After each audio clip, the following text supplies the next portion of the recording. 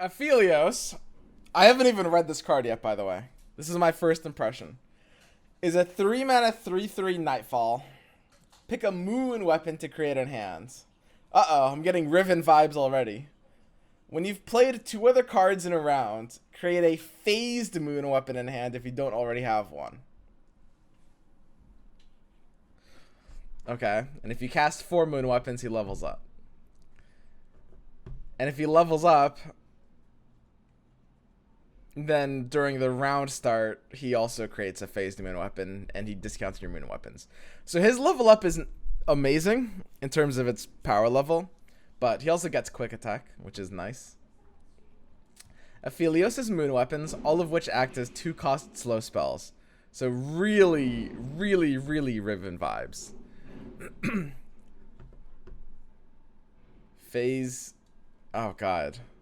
So when you phase a weapon, it phases into a different weapon? Like Calibrum phases into Cerebrum or Gravitum? Is that how that works? This is really weird. So Calibrum deals 3 damage to target follower. Cerebrum gives an ally 1/2 and lifesteal this round. Gravitum stuns an enemy. Stuns it again. Infernum gives +2/+1 and overwhelm this round.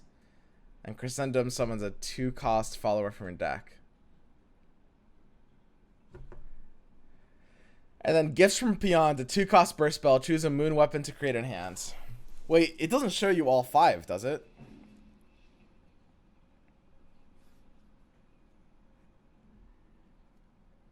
That would surprise me. Oh, it does. Yeah, that makes sense. Because Aphelios also shows you all 5. Huh. Okay. Interesting. So when you play Aphelios, you get your pick of the 5. But it's 2 separate actions. This is a really weird one. Sorry, there's a garbage truck outside. So, what does this mean? Create a phased moon weapon in hand if you don't already have one. Because these, you guys were saying that these phase into other ones. So what is a phased moon weapon exactly? It's going to be like Zoe Aphelios Invoke deck for sure. One of the following two. So it creates one of the following 2 of the one you created already. That's how it works. So like if I played Calibrum, if I picked Calibrum when I played Aphelios, then his effect will then summon either Cerebrum or Gravitum. Is that right? The next created is the one you chose to phase. Interesting. But does it allow me to choose 2, or is it just a randomly one? Because it just says create the phased one, right? So that's kind of weird. You choose. That's interesting. That's kind of the most surprising thing here, because it just says like create. But I mean, yeah, I guess it's a choose effect. So Aphelios, I mean, immediately he doesn't really look incredible. If he had like quick attack on his first form, he would be kind of comparable to Draven. There's one big problem with Aphelios, which is that the flexibility that you get on some of these cards is kind of ruined by the fact that these are all slow cards and they take a separate action from Aphelios himself, right? So compare Aphelios to like Twisted Fate, right? When Twisted Fate comes down, you can like stun an enemy. That's a big deal. Or you can like deal damage to a thing. Obviously, it's kind of different because this is a deal 3 and TF is like the gold card is the stun, which is the same as deal 3. But it's sort of similar to TF, which is when you play it, you get like a flexible option. And that's cool. There's one like gigantic problem, which is that with TF, the card that you choose plays right away. And with Aphelios, it's a completely separate action, right? Like, it costs more mana, so Aphelios actually ends up costing more mana than Twisted Fate overall, if we're counting, like, the card as the weapon. But the big problem is, like, if there's a board state where I want to stun something, I can't. Because if I play Aphelios, I can choose Gravitum to be in my hand, but then they'll attack before I can stun it. Or if it's a board state where I want to deal damage to something before combat, I can't do that either, right? So when you look at it, it kind of has that sort of TF vibe, but the fact that it takes an extra action, it makes it just completely not able to do the same thing that TF does. No, because TF is 4 mana. Yeah, but Aphelios is 5, right? If we're talking about the card effect is something you also have to play, right? TF is broken. Well, TF is broken, but a large part of why TF is broken is the level up. I'm just comparing the first form, right? I'm not looking at the level up yet. And Aphelios only levels up when you've cast 4 moon weapons. Wow. Yeah, I mean, it feels pretty slow and clunky. You know? I mean, Riven was a card that everyone thought would be decent. And I think the most important thing is to kind of like... Is to look at Riven and... sort of identify a lot of the same problems. Which is that the turn 3 play in Legends of Runeterra is often something that needs to be really high impact. And the stats have a hard time mattering. With the exception of Draven, who like gives the axes immediately and has quick attack. Like, that's a really, really big deal, right? You could play Aphelios with Victor. He just feels like it would be really hard for him to not be very slow and mana intensive. So let's look at the actual phased weapons themselves, right? Calibrum is a deal 3 to a follower. Wow, you can't even use it on a champion. A 2 mana deal 3 at slow is actually not bad. But again, the problem with Aphelios is you can't really do it right away, right? It's an interesting design. It's kind of a cool design. Like I said, you can't really use it like Twisted Fate. You have to think ahead. And it's kind of like Jeff was mentioning in the video. He wasn't just saying that. You do actually have to plan ahead with Aphelios, right?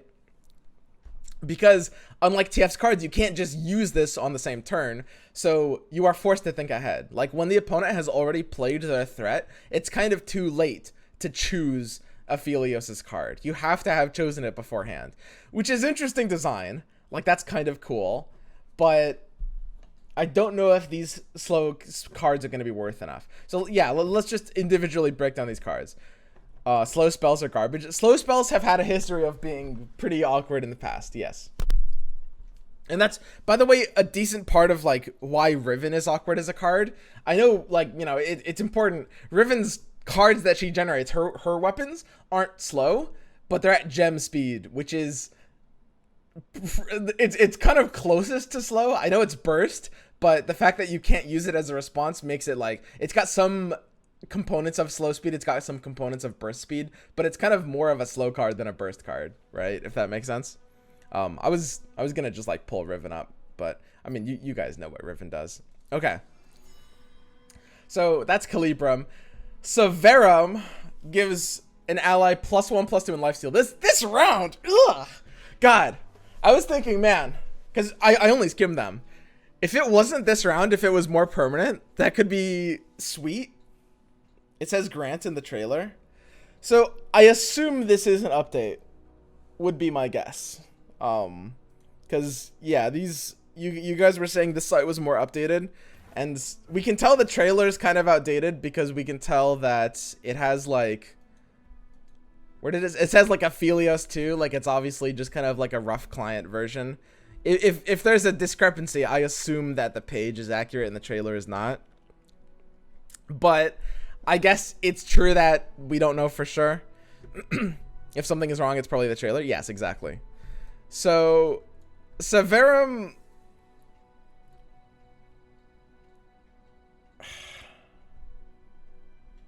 +1/+2 in lifesteal this round. I mean, what does that really do? Lifesteal is insane. Lifesteal is insane. Like, you can do crazy things with lifesteal. But for this effect, I mean, what are you gonna be able to use it on that can gain enough value this round? It's like a worse Spirit's Refuge. 1 8 gay for you. I mean, it's 2 mana and it gives stats. I wouldn't say it's a worse Spirit's Refuge. The fact that it gives like these stats though, I should point out the fact that it gives these stats and it only lasts this round makes it almost useless that it gives like health, right? A slow speed thing giving health kind of already doesn't make sense. Like, because the whole point of giving health is as a response to something. Think like Scales of the Dragon. It's a slow speed thing that gives health. But we can kind of justify the dragon's protection because it's a permanent health buff. So you can kind of use it when the opponent is tapped out or doesn't have an option yet. And then you can kind of try to do some... I mean, honestly, this card is shit. But we can look at dragon's protection and kind of like... We can see why it doesn't see play because like a slow plus health doesn't make sense. The fact that it is permanent is a sort of a justification point. The health on a slow speed card that is not even permanent health kind of ends up doing very, very little. Like, you can sometimes attack with a unit and sometimes your opponent can't block that unit. And that's kind of the best possible value. Out of the way Aphelios.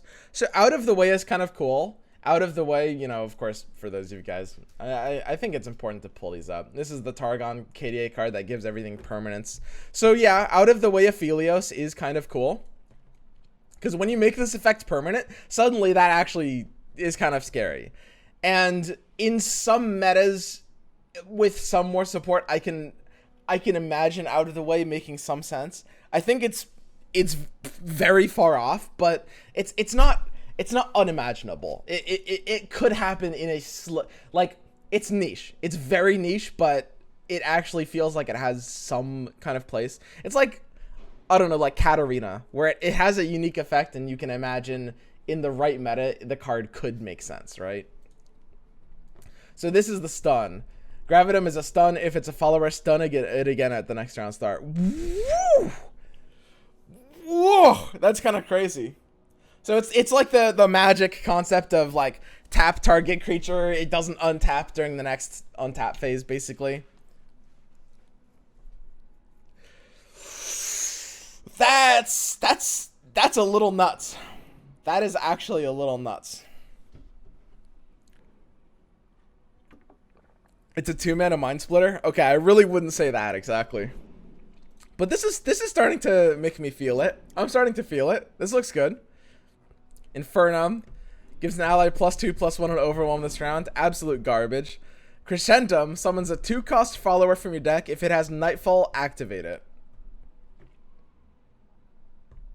Holy shit. Is this where it starts?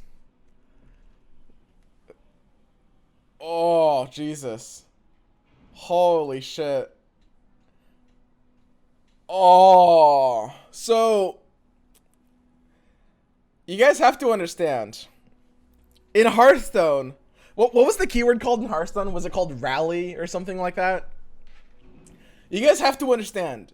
This concept of summon an X cost follower. Oh yeah, it was called recruit. Right. Sorry, the reason I don't remember it is because recruit kind of came after my time. Like, I played early Hearthstone. Recruit was like right after I stopped playing Hearthstone. But I remember it because people were talking about it.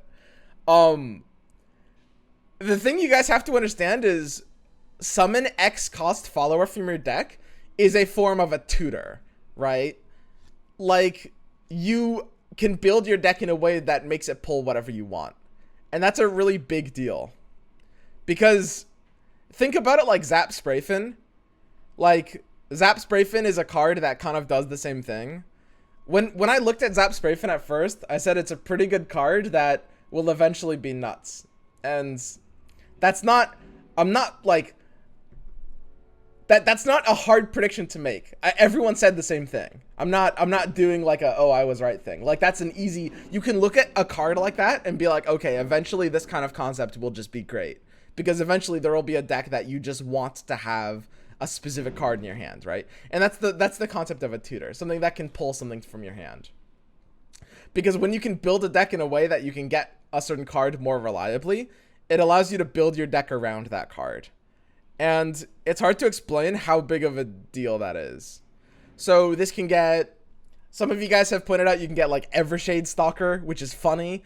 You can get like Sparklefly, which is really funny. I mean, it summons it from your deck, too. It summons it from your deck, too. You can get Eye of the Dragon. Getting Eye of the Dragon is kind of crazy. That's kind of nuts. Starlit Seer. Starlet's a shit card. So the problem with Starlit Seer... The problem with Starlit Seer is that stats kind of don't matter.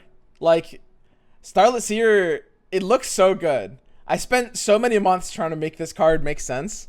Like, you guys remember I played the shit out of this card in, like, that Fizz Overwhelm deck? The problem with this card is, like, big stats consolidated into one unit don't matter. And it gives you stats right at the point where stats are kind of, like, not seeing value anymore. And a 2-mana 2/3 that has a passive ability that doesn't want to attack or block sometimes because of that passive ability isn't really good enough. Stony Suppressor. Stony would be hilarious to get, but it's not really a build around. So the thing to understand about a tutor and what we want from a tutor, there's a reason why a tutor effect is so strong. So for those of you guys who don't play other card games, a tutor just is a way of getting a certain kind of concept from your deck into either your hand or on the board. So right now, like, Entreat is a tutor, right? You can build your deck in a way where this can draw you the champion you want. The reason why this is so important is because you can build your deck in a completely different way if you have a high enough reliability of being able to have the card that your deck build needs to make sense, right? So for example, the Fiora Butterfly deck we made doesn't use a tutor, but it uses a replacement Fiora in the form of Sparklefly. And the deck single-handedly has the ability to work right now because of that, right? So when you're, you know, mulliganing deep, you're on like turn 3, let's go for an 11 card draw. And when you're looking at a 3 of, you've got like a 60% chance of hitting. But as soon as you add a tutor to the mix, you go up to a 6 of, and this is like a 90% chance, 87 in this case, percent chance of hitting. And the difference between those odds is the difference of being able to build your entire deck around reliably having X card, right? That's the thing that's powerful about tutors. It's about, you can build your entire deck around, like, if I have X card, I get payoff, right? Like in the case of Fiora Sparklefly, that means we can just run a shit ton of buffs, right? In the case of, well, this card, you know, let's go to cost equals 2. Sorry, mana equals 2. That's the right command.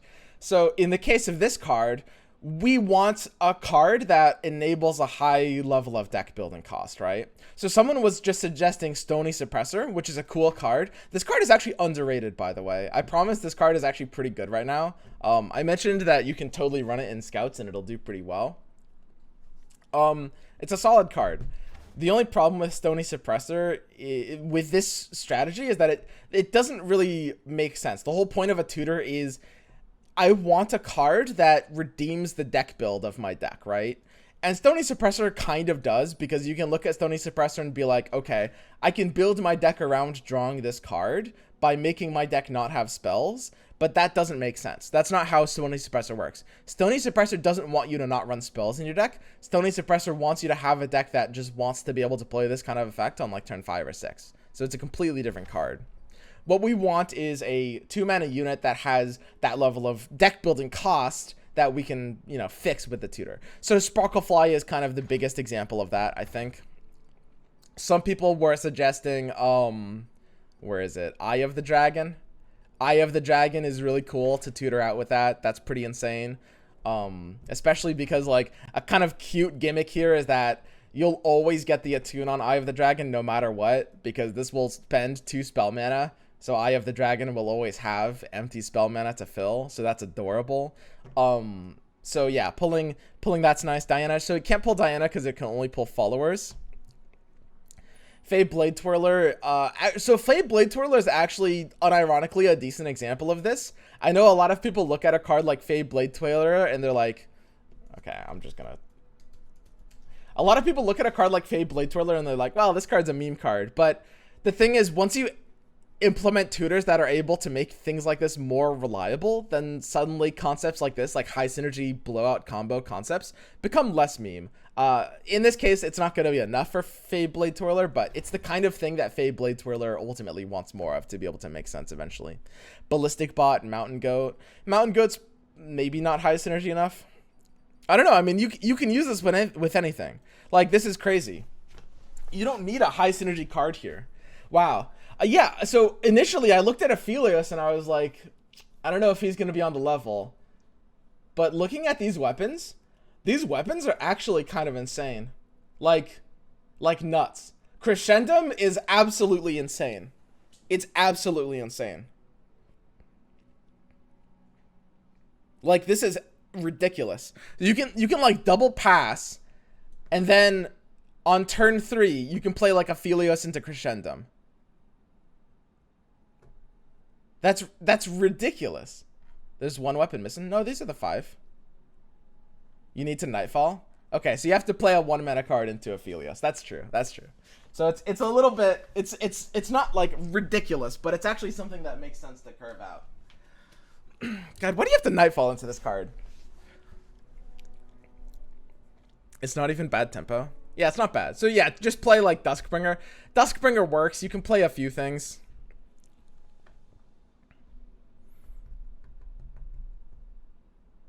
I mean, there's a lot of ways to get this Nightfall trigger off. This is a pretty tricky one to evaluate. Overall, I'm still not thinking that this card is going to be nuts. So let's, man, this is it's so interesting to break this down. There's so many angles to this. This is definitely like the most interesting champion to evaluate in a vacuum that we've had for a while. And then there's Gifts from Beyond, which we haven't even really talked about yet. Choose a moon weapon to create in hand. So it's like an invoke for a moon weapon. It's kind of cool. I mean, we have like Behold the Infinite. We've got Starry Star Chart, or whatever it's called, and now we've got Gifts from Beyond. They're just a bunch of different 2 mana. It's basically an invoke. This one, unlike an invoke, is a choose 5. It shows you all 5 moon weapons, and you pick whichever of the 5 you want, which is cool. Unfortunately, we have to be thinking, you know, which one are we gonna want? And by the way, Gifts from Beyond does something very, very, very, very, very, very, very different from Aphelios, which is Gifts from Beyond gives you a burst speed option. Now, you guys remember when this card came out? When this card came out, and we all kind of like underestimated it, like some more than others. Like, I didn't think it would be trash, but I still underestimated it. Like, even people that didn't think Zoe would be bad still underestimated this card. Like, Zoe is nuts. There's, I think, one big reason why people underestimated Zoe. There's maybe a couple, but the reason is that Super Cool Star Chart is a really good card.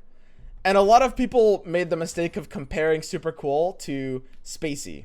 And again, there's a big difference between these 2 cards. So Super Cool is burst and Spacey is slow. In the same way that Gifts from Beyond is burst and Aphelios is slow. So remember what I was saying, that Aphelios is not like TF because you can't use him reactively? Because it takes 2 actions. Gifts from Beyond you can. Gifts from Beyond, suddenly, if the opponent, you know, plays something that you want to stun, you can spend 4 mana to stun it, right? If you really want to tutor out, you know, whatever card from your deck, you can spend 4 mana to tutor it. Again, this is a choose 5. This is a choose 5. You get to see all 5 options every time, no matter what. And you're spending more mana, yes, of course. But the fact that you can immediately respond to a board state in 1 action, the way these weapons work, the 1 action you're saving is make or break for these cards making sense. These are slow speed weapons. It's the same thing with Spacey Sketcher. It's the same exact thing is happening with Spacey Sketcher and Star Chart, right? What's it called? Super Cool Star Chart. That's the card's name. The same exact thing is happening where it looks kind of like a comparison, but the fact that this is burst, like, you can't Spacey into a Crescent Strike because by then it's too late. You can Spacey, you can't react to the board state that's happening with Spacey. You can use it preemptively. You can be against like Plaza. You can Spacey on like turn 2 and be like, this matchup I'll need a Crescent. And that's fine. And that's good. And you'll do that if you're a good player. But you can't react to a board state with that slow speed effect. And you can with this burst one. And that's such a big difference that it's impossible to explain how big of a deal that is. Right? Whereas a lot of people are looking at this and they're like, well, it's 2 extra mana. But it's not about mana. It's about the reactivity matters so much. It matters so much. With Gift from Beyond, you can use the tutor weapon without running Aphelios. Yes, exactly, if you want. Although, in this case, the question is, you know, do you want to pay 4 mana for that effect? Because you have to keep in mind, the reason we're paying extra mana here is for that reactivity. And Crescendum is the one weapon that is inherently very proactive, right? It does not make them burst. So, guys, I'm not saying Gifts makes them burst, but Gifts is a burst spell. So you can react to a board state with Gifts into your slow speed option. That's what I'm saying, right? Like, it's one action to do that, and that's a big deal.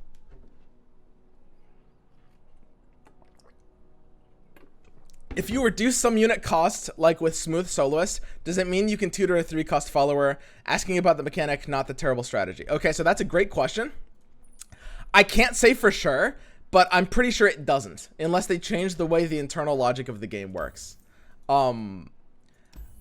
The reason I think it doesn't work, and I'll test that, that's an interesting idea, because when we're in the realm of tutors, when we're in the realm of being able to manipulate mana and manipulate what we can get from our deck, you can do some really cool things. And like, for example, we can sometimes use Hearthguard to make a 4 mana card cost 5 so that we can pull it out with Bjerg, right? That's a thing I've done before, and actually multiple times. It's a really cool aspect of deck building.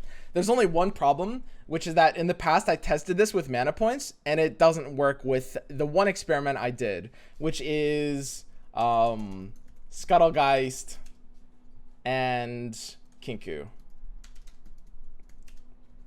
So I tried having 9 deaths, and I tried making Kinku Wayfinder pull out 2 Scuttlegeists, and it didn't work. And the reason I assume it didn't work was because Scuttle is coded to not reduce its mana, but to have its mana reduction applied retroactively when the card is drawn.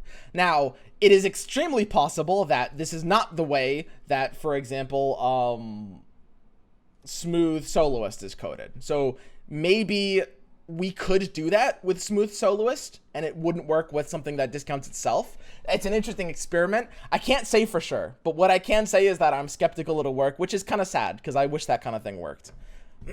Okay. So, back to the Aphelios evaluation. God, I could do this all day. This is such an interesting card. It's an interesting card. At the end of the day, it personally feels a little tricky to use Aphelios. I don't know if we could use him as a card. And by the way, I'm assuming that his champ spell is Gifts from Beyond. That just seems like a very safe assumption.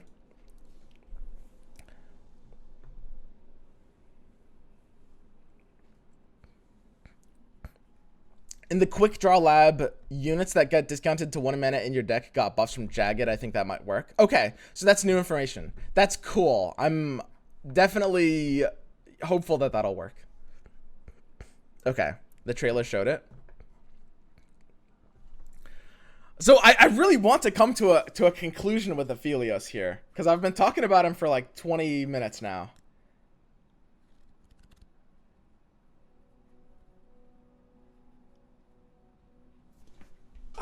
It's gonna be so awkward to get the Nightfall from him. I think it would take a lot for Aphelios to be good. I think it would take ultimately too much. And his level up is just straight up not happening. Like,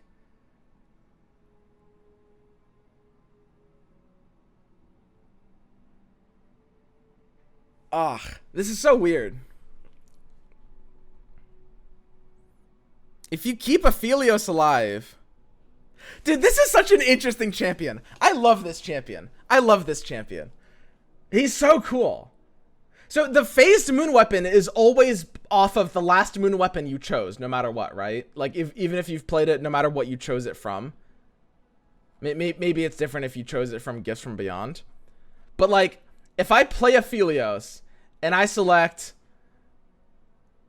If I select, let's say, Crescendum, and I use Crescendum, and my opponent knows I used Crescendum, and then I play another spell, so Aphelios draws a phased moon weapon. The opponent, if they're smart, they know that I'm choosing between Calibrum and Severum, right? They know it's kind of like a, you know, it's an equal odds choice at that point in time.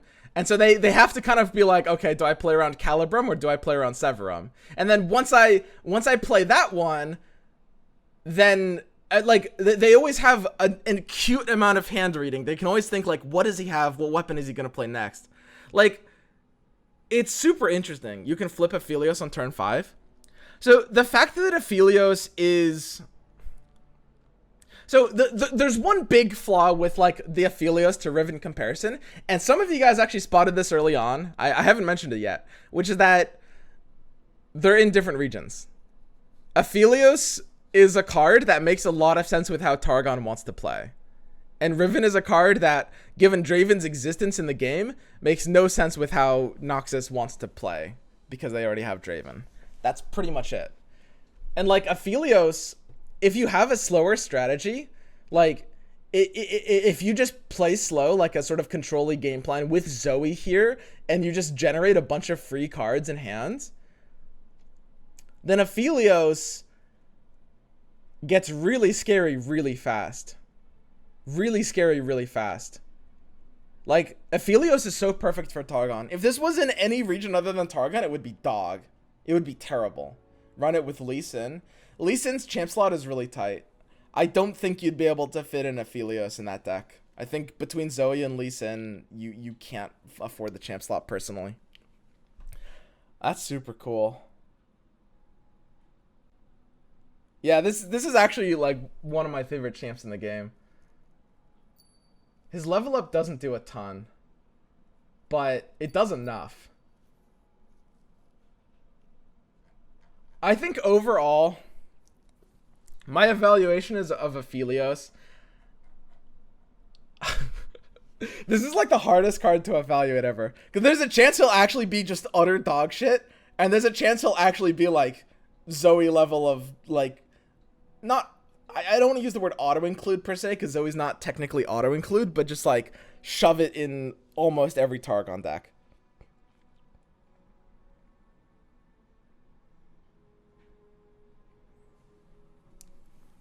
You get 2 weapons per round with a level up though. He's the hardest champ to play in League. He'll have some support cards too. Yeah, we don't know the support cards. I do think, okay, so we have to, the final step in evaluating Aphelios is we have to look through some of these cards. So, I mean, you guys are saying you can run him with like Lee Sin. Why do I keep going cost equals 2? You can run Aphelios in like a Lee Sin deck. You could try to build like a slow invoke deck around Aphelios. I don't think invokes make sense with Aphelios personally. I think that's the exact opposite of what you want to do with Aphelios. A lot of people are gonna be like, well, he's a Targon card and Zoe's a Targon card, and they both create a bunch of cards, and the Targon cards all create more cards, and you can invoke a bunch of cards. And the problem with that strategy is that it's ultimately redundant. The thing invoke decks want you to do is they want you to curve low to the ground.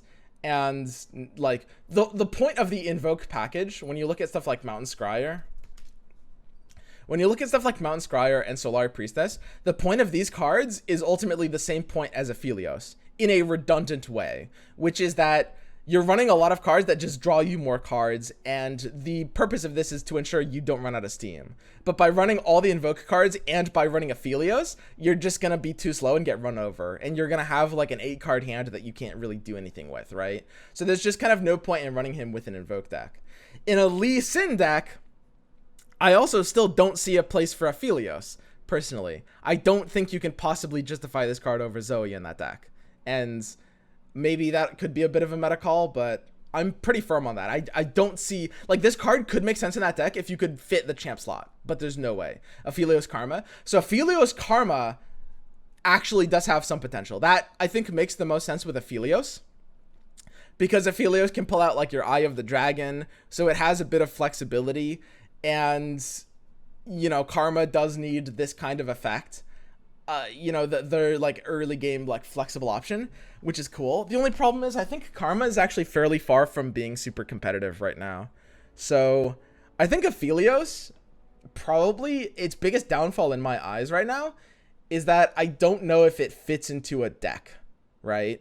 I don't know if there's a deck that it really fits into. Call Nick. Yeah, let's call Nick. Let's see if Nick has an alternate perspective here. Because, like, I love the card. It works. But I just don't know if it can hit a deck right now. And that's kind of ultimately what we have to, that's like the end of the evaluation of any new card, is like whether it fits into any decks. Yo, what's up, Nick? Up, bro. So you think this Aphelios card is going to be nuts, huh? Well, I mean, it has to be in the right deck because it's like obviously has a pretty high deck building condition to some extent. Yeah. But we have Zoe Diana, like top 10 deck in the game right now, right? Right? I don't know. I haven't played in like a week. Is Zoe Diana top 10? Yes, it's debatably like top like 6 or 7. Anyways, then they nerf Go Hard, and if they nerf Plaza, it's a bonus too. Then it becomes obviously stronger.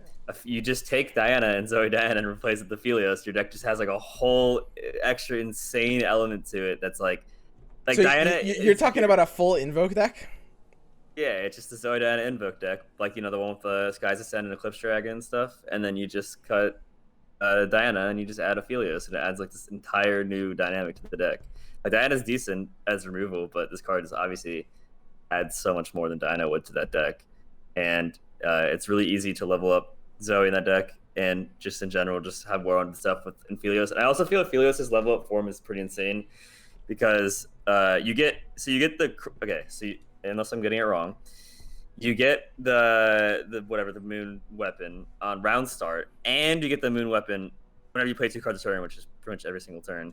But when you play a moon weapon, they give you another moon weapon, right? So, and it costs 1 less, so they're all costing 1, and you're generating like 3 different moon weapons a turn. You just play it and you phase, and you can just keep stunning all their cards and killing other cards over and over again. Like, so if you already had just 1 and it costs 1 and it phases to a different one, it already sounds good. Yeah. But if you just get them on round start, both players' turns, and every turn again because you play another card and the phase, and they all cost 1, that sounds pretty crazy to me. And I feel. I mean, obviously, Twisted Fate's the best champ in the game. I'm not saying it's good as Twisted Fate because Twisted Fate's pretty hard to live up to. But the versatility of Twisted Fate is what makes him so good. This card, a bit more expensive, albeit, but it gives you 5 options similar to Twisted Fate. I feel he has a lot of traits that what makes Twisted Fate good. He has some of those. Again, Twisted Fate's way better. But his level form is also very powerful as well. And I feel that even the ones you didn't think they're that great actually have good utility as options. For example, Lifesteal and Overwhelm will be your first pick. But if you have the Eclipse Dragon with 7 attack, you give them the Overwhelm, that's a win condition. You're able to generate a win condition, especially with the level of form, you can just pick it whenever you want. And then also, if you're like somehow down in life, you can just give Eclipse Dragon the Lifesteal. You can also put them on your invokes, like the big ones, like the Great Beyond and stuff like that. And I feel the versatility of like, okay, so let's say you said the stun one's pretty insane, right? Yes. Okay, so imagine he's leveled up and you're just getting like 2 of those a turn. Like, is that not, that costs 1 each? Is that not just insane? You just stun whenever they play, you just stun it permanently. Like, it's pretty nice. It's not bad. I mean, what would you just replace Diana in this deck? Oh yeah, the deck you pulled up, yeah. You just replace Diana, yeah. That's what I would do. Yeah, that's not bad. That might be its best deck. Manasia, do you so Manasia is in chat saying Manasia and What Am I have been sticking top 10 masters with that deck. We feel the deck is misplayed. Okay. So would you be happy just running it over Diana in this archetype, Manasia?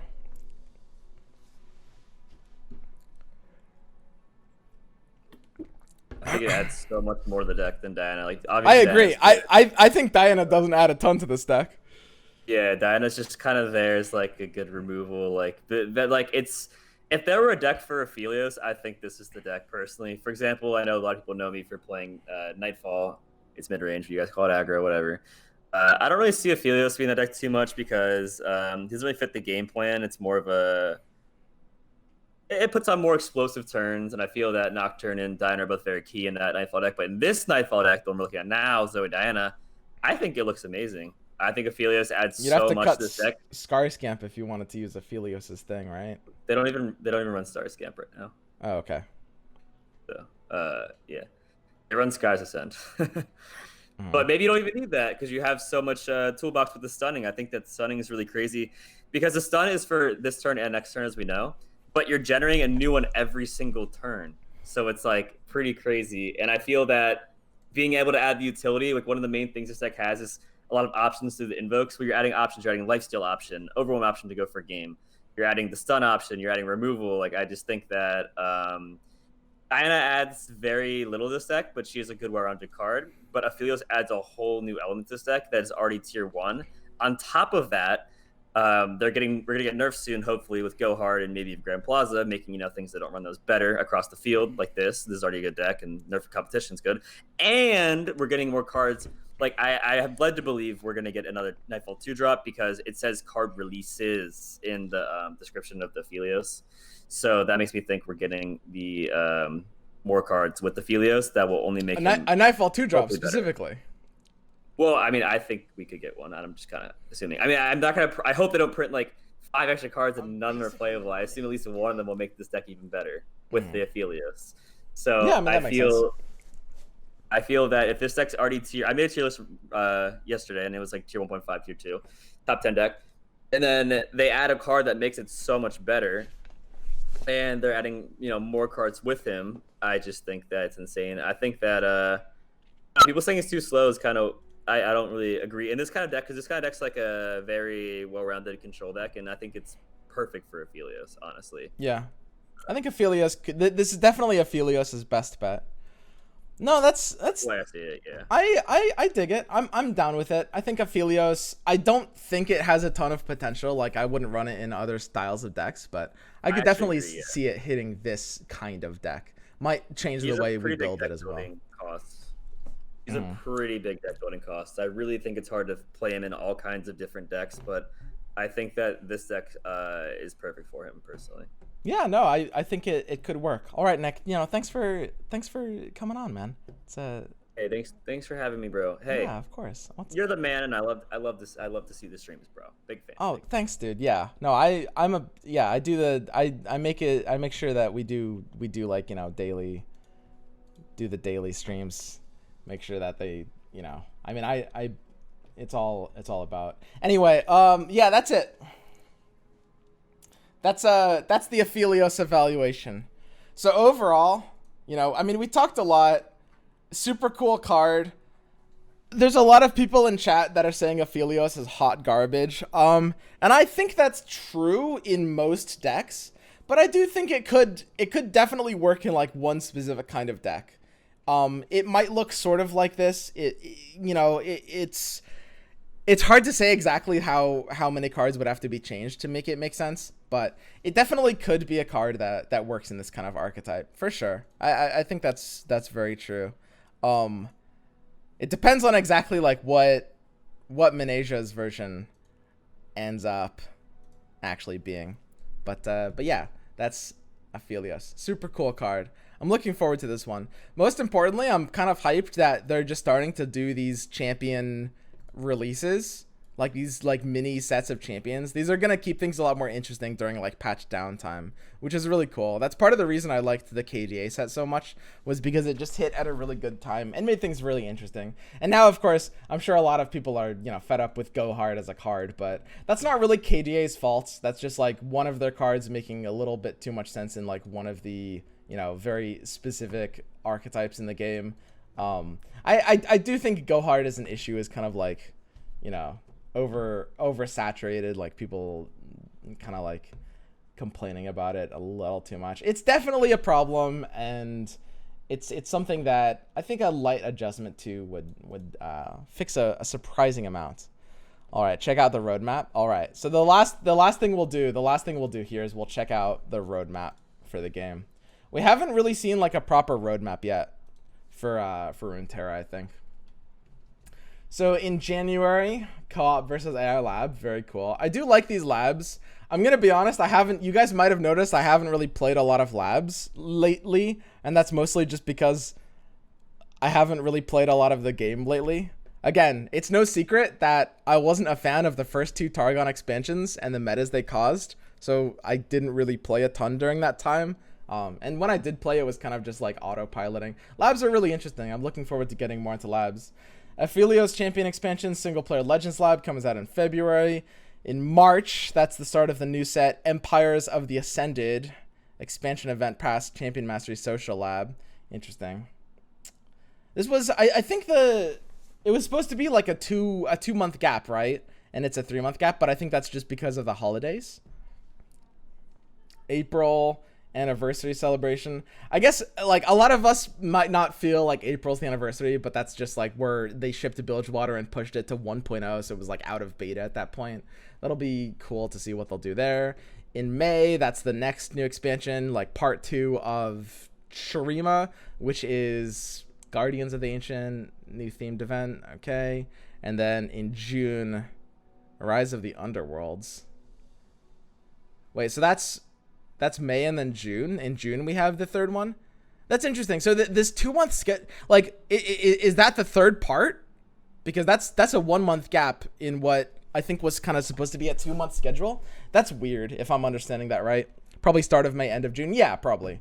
But it looks like they're like a little bit loose with the 2-month timing. Like sometimes there's like slightly more of a gap, sometimes slightly less, which is fine. I mean, that's not like a problem or anything. July, we've got one last champion expansion, new themed event. So it looks like they're doing, I mean, if we can extrapolate from this, these champion expansions are likely going to be about 2 a year, once every kind of like subset. If we're looking at these champion expansions, they look like, just from the sample size of 2 that we're seeing so far, these champion expansions are follow-ups to basically the set as a whole. Like they'll do the champ expansion is like part 4 of the set, right? It's like there's part 1, which is normal Targon, part 2, which is Tom Soraka, part 3, which is Victor Zoe, and then part 4, which is just like a mini thing with Aphelios. And we can see here in the same way in Shurima, the champion expansion is also like part 4, like a little kind of like caboose to the to the expansion as a whole. I mean, makes sense. Okay, so yeah, pretty cool. A lot of things to look forward to. Aphelios looks really dope. Oh, wait a second. Hang on. I actually forgot to talk about, I don't know how I forgot. I forgot to talk about the other card. Gifts from Beyond, the main deckable card. So the question is, will this see play outside of Aphelios decks? And the answer is, it'll at least see experimentation. So what I can tell you right now is that in my Butterfly Fiora deck, which I haven't played for a while. I haven't played it since I made it. That was like 2 weeks ago. This deck would probably be able to use it. I mean, it's basically, so what this card is if I don't have a Butterfly in my hands, I can just pay an extra 2 mana to like get a Butterfly from my deck, which is a really big deal. That's really nice. And I would probably run it in a deck like that. The other cool thing about Gifts from Beyond in a deck like this is that if I do have Butterfly, it's still a valid option card, right? Like I can pay 4 mana to deal 3 to a follower. That's kind of cool. I can pay 4 mana to give an ally +1/+2 in lifesteal this round, which, okay, I'm probably not going to use that one. I can pay 4 mana to stun an enemy. That one I will use. This one I definitely won't. And yeah, it's mostly just the side tutor to Butterfly. So it probably wouldn't be a 3 of in a deck like this, but I think I'd find room to make it as a 2 of, just to make sure that I'm drawing my Butterfly and my Fiora every time, right? Because again, we think of the deck build in terms of the hits and the outs. And when we're doing a full mull and we're looking to turn 4, if we do the math, sorry, the Hyper Geo Calculator, when we look at the way this works on 12 cards drawn, which is a full mull on turn 4, and we're looking for 3 outs, as I mentioned before, this is 67. When we go to 6, Fiora or Sparklefly, then we go to 90. But if we run 2 of those cards, the Gifts from Beyond, then we jack this all the way up to 8. And that goes to 96%. And that seems like a small deal, but again, the way Butterfly Fiora works, the way this deck loses, like, you guys have to understand that this deck is an all-in deck. It is built in a way that this 10% where we don't hit either Butterfly or Fiora is literally net win rate that we're losing. 10% net win rate, which is fucking insane, by the way. Like, net win rate, as a metric, 10% is like 4 tiers worth of difference. Like, if we can increase this number, then the deck's win rate goes up a crazy amount. So just by adding 2 more copies of something that can tutor Butterfly out, then suddenly we get 96% instead of 90%, which is just a ridiculous increase. And that's why I'm saying it's a 2 of, not a 3 of, because there's diminishing returns. Like, it would just go to, yeah, so you can see here it's like 1.5% for the last one. But when we add just 2 copies of an additional searcher for Butterfly, even though it costs 2 more mana, the odds of us getting it are just so big. So it's a pretty big buff to a deck like Butterfly Fiora that just wants to play for a specific game plan. For sure. I mean, they might nerf Sparklefly by that point. Why would they nerf Sparklefly? They wouldn't do that, right? Crescendum into Evershade Stalker sounds kind of cute. So briefly, I guess I'll go through the 2-drops in the game. I don't think there's anything worth running outside of Sparklefly for like a searchable target, because that's basically the one deck where you need that card so badly that you'll pay 2 mana for it, kind of no matter what. And it's also the deck that has the lowest deck building cost of running the card. You'll notice here, it has literally 0 deck building cost because Sparklefly is already the only 2-drop in my deck. So it's already the only thing I'm getting. I mean, it just works perfectly in a Sparklefly deck. I think there's like just... It feels like there's no other position where I'd want that. I have the dragon. It's pretty close. Evershade Stalker is funny, but almost certainly a meme. Doesn't really make sense to tutor out like that. You can definitely imagine sometimes in the past I've built like Green Glade duo combos, but the meta has made that not work anymore. Yeah, I think it's just Sparklefly and maybe Eye of the Dragon in terms of main decking that. I guess an interesting question is, could a Lee Sin deck main deck that card, that 2-mana card? Because I mentioned that Aphelios, you couldn't really run Aphelios in a Lee Sin deck, but the question is, you know, can this new card, the 2-mana gifts thing, can that hit a Lee deck, even if Aphelios can't? Lee decks are really tight. They're really, really tight. Like, it's so hard to find room in this deck for an additional option like that. And... I mean, you could cut like, man, I wonder if it could be enough of a reason to cut something cheaper. Because it does trigger 2 spells. Like, that is insane. It does trigger 2 spells. And it's flexible. God, that's crazy. That's so hard. That's so hard. If this would, like, this card is so good. It's so good in a Lee Sin deck. Zenith Blade Cut. Haha, Zenith Blade Cut. That's so interesting. That's so interesting. Yeah, you might be right. With Infernum, we could maybe cut Zenith Blades now. Wow. Wow. Oh. The only problem is that we can no longer open attack. Like, that's a really big problem. It's not about running out of this effect. It's about the fact that Zenith Blade allows Lee Sin to be able to open attack. Which is like... I think maybe too important. Oh, that's crazy. It's so hard because on one hand, this card is so good in a Lee Sin deck. It's so nuts in a Lee Sin deck that I feel like it has to fit. But on the other hand, Lee Sin is such a tight deck that I don't know if it can. I think there will be a way. I think there will have to be a way to fit it in. I don't know where, but Gifts from Beyond is so good in Lee Sin. It's true. Gifts is so good in Lee Sin. Cut Sonic. I personally don't love Sonic in this deck. I think Gifts does make the deck. 100%.